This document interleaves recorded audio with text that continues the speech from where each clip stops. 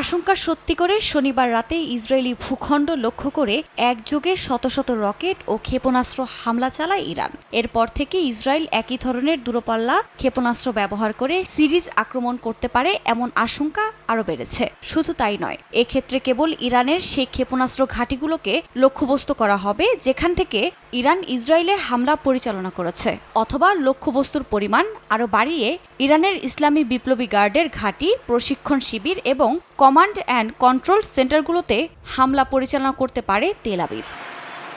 ইসরায়েলের এসব হুমকির মধ্যে বসে নেই ইরানও। সম্ভাব্য হামলা মোকাবিলা করতে নিজেদের সবভাবে প্রস্তুত করছে রাইসি প্রশাসন। এক বিবৃতিতে নেতানিয়াহু প্রশাসনের আক্রমণাত্মক পদক্ষেপের বিরুদ্ধে নিজেদের আকাশ প্রতিরক্ষা ব্যবস্থাকে আরও শক্তিশালী করে তুলছে বলে জানিয়েছেন ইরানের বিমান প্রতিরক্ষা ঘাঁটির কমান্ডার।